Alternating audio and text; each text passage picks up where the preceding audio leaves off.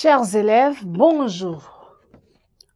Nous reprenons avec la lecture avec comme titre « Les pintades regardent celle qui les guide » de Seydou Badien. Seydou Badien.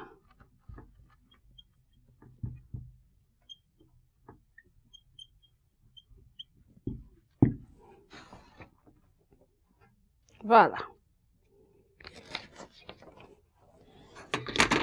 Donc, notre lecture intitulée « Les pintades regardent celle qui les guide » est donc un texte écrit par Seydou Badien. Eh bien, nous allons dans un premier temps faire la lecture de notre texte. Voilà. Nous avons entendu tes paroles, dit-il au père Benfa. Mais comme toujours, les pintades regardent celle qui les garde. Pour avoir voulu être un des nôtres, Famaga nous a comblés. Il y a 1000 jeunes filles dans le quartier et sur ces 1000 jeunes filles, il a choisi Kani. Ce geste pour nous a une signification autrement plus importante.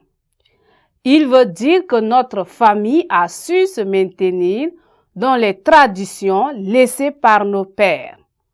Il s'agit là de louanges et de louanges qui s'adressent à toi, Benfa.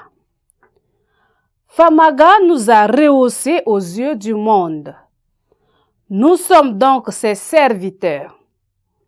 Nos pères disaient, « J'ai plus peur de celui qui me respecte que de celui qui me menace. » Vrai, s'exclama l'étranger. Famaga l'a pensé.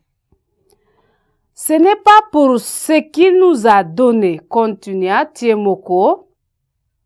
Ce n'est ni pour ses présents, ni pour les sommes d'argent que nous avons reçues de lui.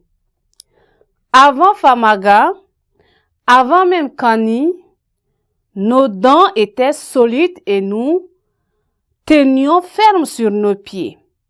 Ce qui nous mène vers Famaga, c'est sa démarche, son heureuse conduite à notre égard, en un mot, son savoir.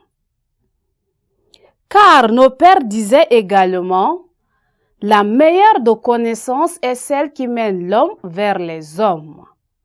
Famaga a su nous gagner. C'est notre devoir. N'est-ce pas, Sori? Cria-t-il à l'un de ses frères. Vrai, ce que tu dis est vrai. La vérité s'appelle Dieu. Tel est, enchaîna Tiemoko, mon avis à moi. Cependant, mon avis est peu à côté du tien. Benfa, tu es notre maître. Et si les gens te mènent vers nos ancêtres, leur sagesse aussi habite en toi. Nous te suivons comme toujours et demandons à Dieu la faveur de bénéficier le plus longtemps possible de tes conseils. Le père Benfa ne pouvait douter une seconde de la sincérité de cette déclaration. Il ne s'agissait pas là d'une formule consacrée que l'on sert par acquis de conscience. Mais ces mots émanaient pas là d'une formule consacrée que l'on acquit ou l'on sert par acquis de conscience. Mais ces mots émanaient de la profondeur même du cœur.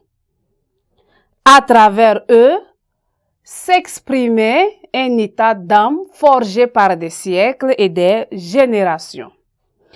Ils ont quelque chose d'un cantique. Reprenant sa tabatière, le maître de la maison se tourna vers l'étranger. Ton ami est un brave homme, dit-il. Du moins, nous l'avons vu tel jusqu'ici. On a dit, la panthère a ses taches au dehors, l'homme a les siennes en dedans.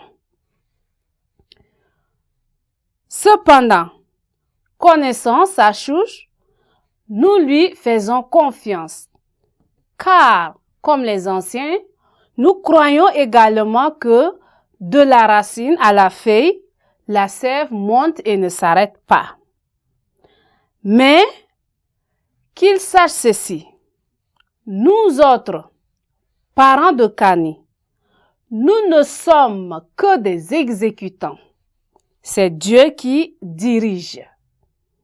Cela dit, le jour où Cani sera chez lui, qu'il se souvienne d'où elle vient, qu'il n'oublie jamais comment il l'a gagnée. Ainsi, il saura comment se comporter à son égard. Le jour où un différend naîtra entre eux, que Famagan sache que la langue et les dents, appelés à cohabiter toute une vie, se querellent. Alors, avant de prendre une décision quelconque, qu'il réfléchisse.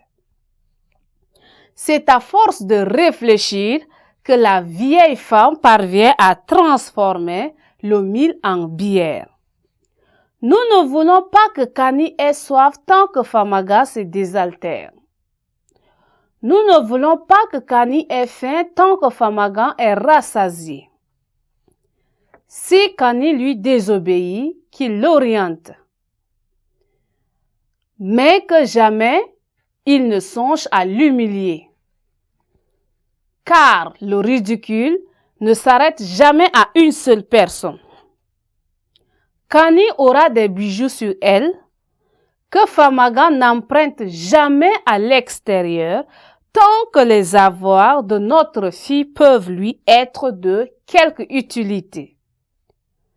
Qu'il dispose des bijoux si les tons l'exigent, mais que Cani n'ait jamais rien de moins que ses coépouses. S'adressant alors à son frère Tiemoko, l'orateur lui dit: « Voici mes paroles. As-tu quelque chose à ajouter? » « Non, fit ce dernier, tu as tout dit. On ne peut en se poussant dépasser le mur. » L'étranger se mit à parler à son tour. Il fit l'éloge de la famille de Famaga, du père Benfa et des frères du père Benfa. Puis le chef de la maison prit le paquet de noix de cola et donna à chacun une poignée de précieux fruits. On se serra les mains. Résume l'objet de l'intervention de l'étranger pour prendre congé des parents de Cani. Qu'est-ce que cela prouve? Eh bien, chers élèves, voilà notre lecture sur les pentades. Regarde celle qui les guide. Eh bien, nous sommes donc arrivés au terme de notre leçon, de notre lecture.